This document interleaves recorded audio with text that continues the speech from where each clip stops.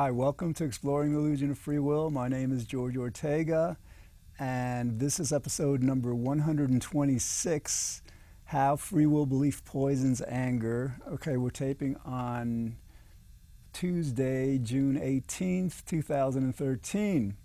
Okay, and the basic premise, the basic theme today is just like that.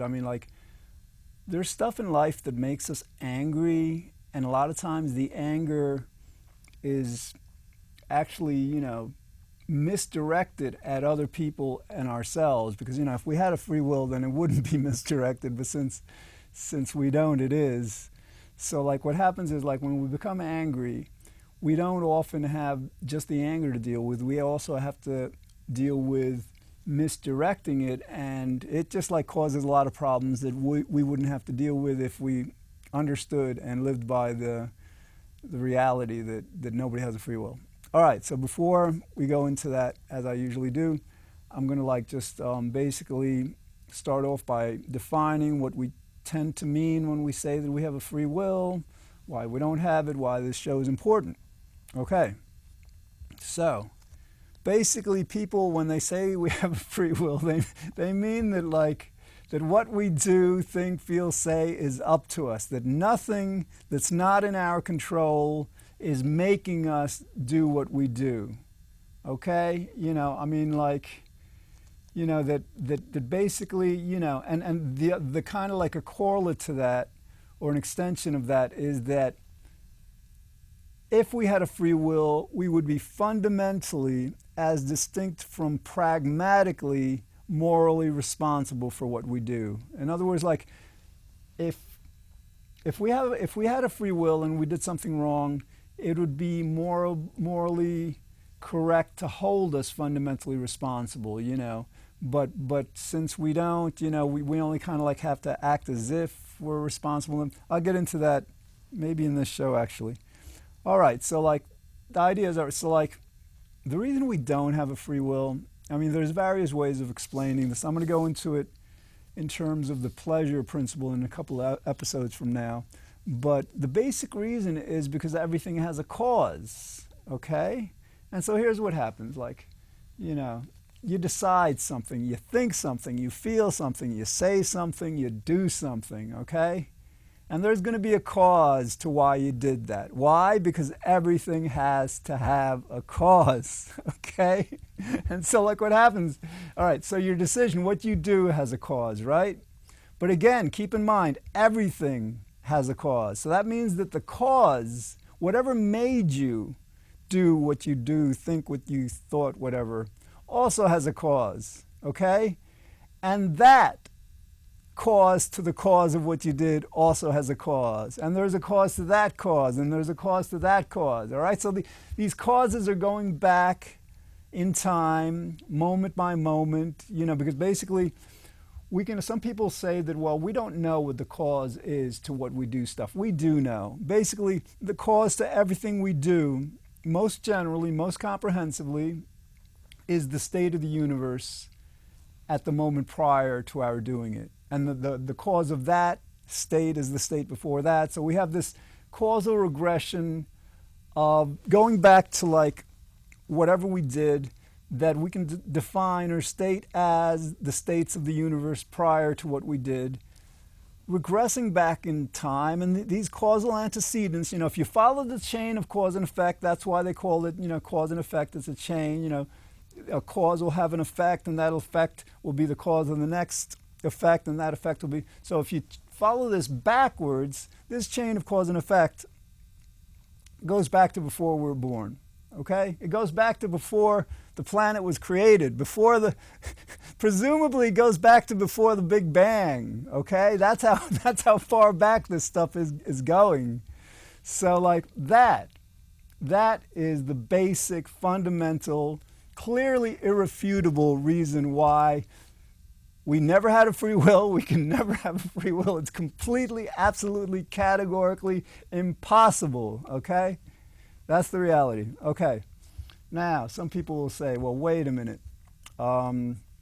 Maybe not everything is caused. Maybe some things aren't caused. This comes from this quantum mechanics nonsense that, with Heisenberg uncertainty principle and stuff.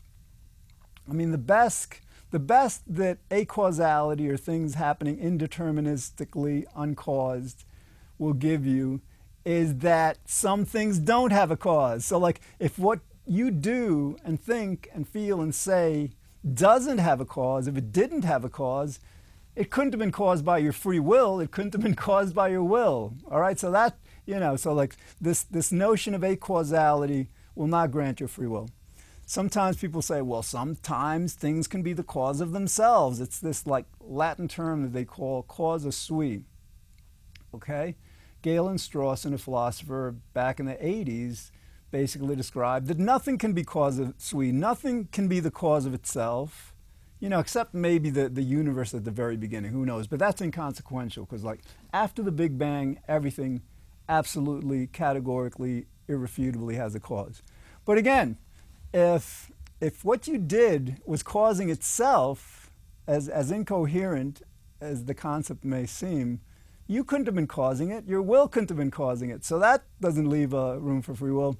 The last kind of like causal kind of thing that people try to present to preserve free will is like the idea that, well, like this causality concept just refers to physical reality, and our thoughts, our decisions, what we do, they're actually spiritual in nature. They're not physical. You can't touch them, you can't measure them. They're spiritual, they're not physical. But here's the thing. All right. Define a decision as spiritual. It's going to be taking place in a moment in time, okay? It's going to, in other words, at a precise moment in time is when you will have had that quote-unquote spiritual decision. Now, if it's a part of time, as Einstein demonstrated, you can't really have time without space. You can't really have space without time. I mean, they kind of go together. That's why, in physics, sometimes you'll refer to the concept of space-time. They're kind of like mutually necessary. So, if a decision is taking place inside of time, which it must be, it has to happen at a certain moment in time, then obviously it's got to be part of this physical universe. And, even more than that, this principle of causality, no, it doesn't just refer to physical entities. I mean, in physics, we've demonstrated it, it's actually a priori, knowledge that, everything has to have a cause. It doesn't require evidence. That's how strong it is. But again, causality is not just a physical construct. It's also a conceptual construct that applies to anything, spiritual included. All right. So that's why free will is absolutely, completely impossible. Why is this important? Well, first, how important is this? There's a guy, John Searle. He was, in 2010, they did a list comparison of philosophers who were born after 1900 to see like how they rank. They rank philosophers, have these lists. And John Searle, this American philosopher, was ranked number 13. Okay, and there's got to be like tens, hundreds of thousands of, and this is world philosophers. This isn't just like American philosophers. There's got to be like, I would guess at least hundreds of thousands of philosophers in the world. So he's number 13. What he said back in 2005 in Susan Blackmore's book, Conversations on Consciousness, was that for free will to be acknowledged by the world as an illusion would be a bigger revolution in our thinking, I'm quoting here, than Einstein or Copernicus or Newton or Galileo or Darwin. I'm not sure I got those words exactly in order. Then he said, it would alter our entire conception of our relation with the universe. Okay, that's how big it is. How big is this? We think stuff is up to us. Absolutely nothing is up to us. We think that we have a free will to decide independent of this causality, what we do. We don't decide anything. Life is a movie. This is major. And so the idea is like, why is this important? As we're going to be going through in this episode, it creates problems. It creates problems personally. It creates problems societally. It creates problems globally. Okay. So let's get to the theme. All right. Anger. Anger is generally a psychological term. It's been defined as a reaction to a perceived injustice. Okay. If somebody does something that you feel is unjust, steal from you, they abuse you, they just do something that you consider not fair, not just. We have this hardwired primal emotion called anger. It's an emotion, and what happens is, like, in our human psychology, physiology, our emotions will sometimes precede our reasoning. In other words, we'll find that we're angry at something. We'll find this anger, and then we'll ask, well, what are we angry with? What are we angry at? Okay? So then we try to identify the reason for that anger. Now here's the thing. When we believe that we have a free will, we are wrongly, mistakenly, delusionally attributing the cause of that anger to, let's say, a person who did something that we consider wrong, okay, who said something we consider wrong, whatever, okay? And all right, that's the mistake. That's to the extent we do that, it creates problems. Now, what I'm going to go through now is various scenarios describing how just I just want to say anger can be a useful emotion. In other words, it alerts our cognitive systems to a potential threat in the environment, to a potential something that needs to be addressed. Okay, it's an emotion. The key thing here is also that once we've had the emotion, it's served its purpose. We don't have to continue to be angry every moment of every day, about stuff, because that's not necessary. As long as we understand why we're angry, we can just allow the cognitive processes to take over. Sometimes anger can serve as a motivator, but generally there are better motivators to do things. All right. So anyway, let's go through some scenarios where the free will belief makes matters much worse, in terms of anger. All right. So the first one is you're working for someone, company, whatever, and you're expecting a raise, and your boss doesn't give you the raise, okay? It doesn't matter what the reason is, you consider it unfair. You had some kind of a verbal, contractual agreement, whatever, that you should have been getting a raise, and you didn't. Okay. Now here's the thing. You're angry, right? But to the extent that you express and feel the anger at your boss, it makes things worse in several ways. One is, a lot of times when we're angry, the other person is aware of our anger. We may try to hide it, we may try to not express it, but it'll sometimes come out in passive-aggressive ways. It'll come out in ways that are indirect, that would rather not, express whatever. And the problem with that is if you become angry at your boss not giving you a raise, and then your boss, who probably believes you have a free will too, because this belief, this delusion is so ubiquitous, probably believes that you have free will, so he's going to be angry back at you for being angry with him, okay? And that's going to make getting the raise a bit more difficult. But the other thing is to the extent that you're angry at your boss for not giving you a raise, it distracts you from the matter at hand. In other words, your basic desire, your basic focus at this point is to get the raise. So if you're busy with this emotion, this angry reaction at the person who's has the power to give it to you or not, you're being distracted from addressing the situation in the most direct, unemotional, cognitively intelligent, and hopefully effective way possible. Okay, so anger can serve as a distraction. It distracts us, especially if it's anger toward the other person, because again, then you have this emotional interaction that's distracting both of you from negotiating what is right and what is fair. Okay, another one. A lot of times, let's say you're watching politics on TV, and if you're most people, you've got views that you're really, really for, or views that you're really, really against, okay? And on TV, they make it a point to highlight those differences. They'll sensationalize them. They'll just they'll make them very clear and very strong, these points. In fact, they'll try to get you angry. They'll try to evoke an emotional reaction from you, because they have found in their research that to the extent you're emotionally connected to their broadcast, you're going to watch it more, okay? And they don't really care about your emotional welfare as much as they care about the profits that come in from when you watch them. They get advertising revenues, all right? So the idea is so you're watching politics, and invariably you're going to hear a lot of things from a lot of people, that you disagree with. I mean, if you're let's say a Democrat, about a third of the electorate of the voting public is Republican. So, another 10% may just not agree with what you're saying, whatever. So there's going to be generally a lot of times at least a third of the population that you're not going to be pleased with.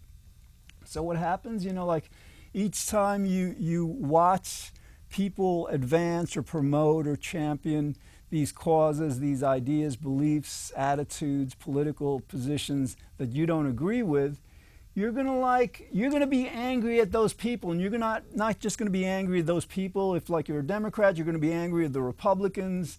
You're gonna be angry at groups of people. If you're a liberal, you're gonna be angry with conservatives. It's gonna be a pervasive kind of anger, and this isn't just negative to feel, because it doesn't feel good to kind of have as adversaries entire collections of people, but it also drives the kind of political divisions, the political differences that are actually blowing up in the Middle East right now. You had Libya, Egypt, Syria, Turkey now. I mean, all these countries, that I think a lot of it's being fueled by the poverty there, but they are expressing their anger, based on this belief that people are fundamentally morally responsible for what they do, and they're killing each other. It's insane. All right, so with politics, to the extent that you understand that we don't have a free will, fine. You may not agree with what people are saying, with what they're championing, or what they're championing, what they're countering, what they don't like, what they say that is wrong, whatever. But at least you would preserve your feelings toward them, positive feelings, because no reason to not feel positively toward everyone, really, and toward groups of people, So it makes things less unpleasant. Okay. All right. Another one, more personal this time. Your girlfriend breaks up with you. She you know what you did wrong, whatever. You did something wrong, whatever. But anyway, she breaks up with you. So what happens is this is kind of similar to your boss not giving you a raise. If your girlfriend breaks up with you and you're gonna hold her accountable, you have a free will and you shouldn't have broken up with me, you're wrong. So you might tend to aggress back at her. This is what domestic fights are about. You have couples fighting. No, you're wrong. No, you're wrong. No, you're wrong.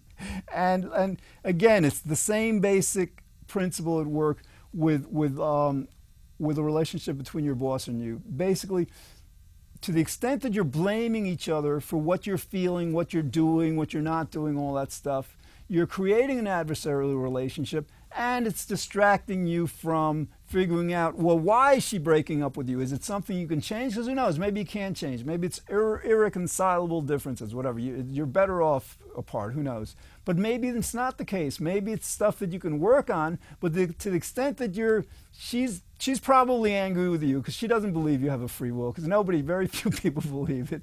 And even people in this phase of civilization, even if you do believe that we don't have a free will, you're so conditioned by the rest of society to believe that everyone has a free will, you'll probably nonetheless act as if you believe you have a free will. So that's how pervasive and insidious and harmful this belief is. Even if you know that we don't have a free will, again, the conditioning is so strong, you'll more likely than not, act according to that belief. That's not to say you can't overcome it, because you can. I've been working on that, but it's hard. It'd be much easier if everybody all got together on this. I can't blame us, but that's the way it is. All right, so with your girlfriend and you, so to the extent that you're not angry with her and she's not angry with you because you don't believe in free will, neither of you believe in free will, you can negotiate and, find a compromise, just at least understand the dynamics of whatever better, because a lot of times the anger, the blaming and all comes between that. It doesn't allow you to get from that step of like, wow, something's wrong, to like, wow, what should be done about it? Okay, another domestic kind of like a conflict. And this time, we're going to like, for this scenario, the couple both understand that free will is absolutely impossible. Well, first, let's start all right, first they believe that they both have a free will. So what happens is that the husband cheats on the wife, okay? Just like is with someone else, okay? So then what happens is the wife will feel betrayed, will feel, the person's been disloyal, and along with the kind of the obvious and clear negative ramifications of such a betrayal, if they believe in free will, that person, whether it's a husband or wife, whatever, I guess the husband cheating the wife is going to believe that husband is just like the horrible person, disloyal, just completely neglectful of her feelings and of wisdom and of goodness and whatever. All right, so what happens is, to the extent that she believes he has a free will, she's going to rail into him. I mean, so many divorces, so many, and who knows, maybe disloyalty is that kind of a red line in the sand, whatever, that line in the sand where, for many couples that you can't stay together after something like that has happened. But in some cases, let's say a couple's been together for 20, 30 years, and, let's say the guy was, I don't know, drunk, whatever, I don't know. So there could be mitigating something. Or the other thing is we're all fallible, so whatever, we might make mistakes like that. So sometimes to some people it might be worth it to kind of forgive the person and continue an otherwise good and healthy relationship than end it because of something like that. But what happens is, all right, the person believes they have a free will, the wife believes, and so they become angry with each other, and that's going to escalate into a huge fight, okay? Now, again, to the extent that, let's say both of them believe that free will is impossible, fine. They might, sit down very, very civilly, without anger, without recrimination, because they're going to both understand, this is horrible, because, they're not going to blame each other. The wife is going to understand that the husband had absolutely no choice but to do what he did. Okay, so that's going to be crystal clear to both of them. So in other words, she's not going to be accusing him or aggressing toward him personally, indicting him, for what he did. And as a result, or also as a result of his understanding that he doesn't have a free will, he's not going to be blaming himself. So what are they going to do? Together, as a team, as a couple, they're going to be asking, well, why would the universe do this to us? We have this good marriage going. Why would the universe make us go through this? Okay, and sometimes, they might find, well, what happens is when something like this happens, and they can successfully navigate it, especially by understanding that neither of them has a free will, then maybe they might come out of it understanding how much they mean to each other. Maybe they've been taking each other for granted, and they haven't really, really appreciated how much they love each other. And also, sometimes situations like this, can have this silver lining that could make things better. But anyway, at least it's done without the recrimination. Okay, we're running out of time. We've got about 3 minutes left. I have another one. It's about your teenage child comes home late. Same thing. Same. Apply what I just said to that too. It's the same kind of thing. All right, now here's the thing. With anger, sometimes, especially with young kids, it's not good to be angry, but sometimes you might need to act as if you're angry, act firm, you shouldn't have done this, kind of to have a stern voice, whatever. But inside, you're not feeling angry with the kid, and hopefully you're letting the kid know that you're not really angry with them. You're just trying to express the importance of the matter. Okay, but again, with the kid, you wouldn't blame the kid because they don't have the free will or whatever. Okay, now. So who do you all right, so something happens, any of these cases happens, you might want to be angry at the universe or God, because who knows, maybe they don't have a free will, but, the only rational kind of target for this kind of stuff is the universe or God. So all right, fine, you might want to be angry at the universe or God. I struggle with that. Sometimes I don't know whether that's the best approach, whether it might actually be better not be angry at anything. But at least, again, If you feel the need to direct the anger at something, and you can't direct it at yourself or others, fine, you direct it at God, you direct it at the universe, but at least it preserves your relationships with human beings, that are hurt by your anger and that can hurt you by theirs. Okay. So basically, this thing about overcoming the illusion of free will as it relates to anger and how anger poisons, the free will belief poisons, angry relationships, has to do with navigating challenging situations in the best way possible, okay? To the extent that you understand that people don't have a free will, you don't have a free will, nobody has a free will, you can navigate these challenges more pleasantly. Anger is not a pleasant emotion, damn it. You can enjoy anger, but ordinarily it's not a pleasant thing, okay?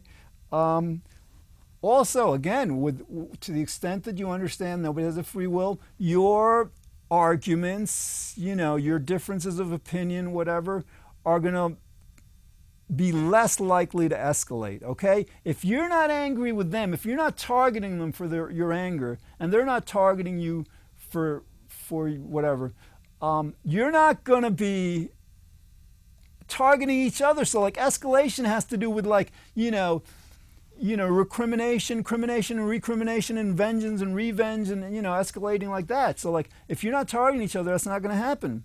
Okay, and lastly, you're just not going to be distracted at dealing directly, effectively, and sanely with the issue at hand. Okay, that's very, very important.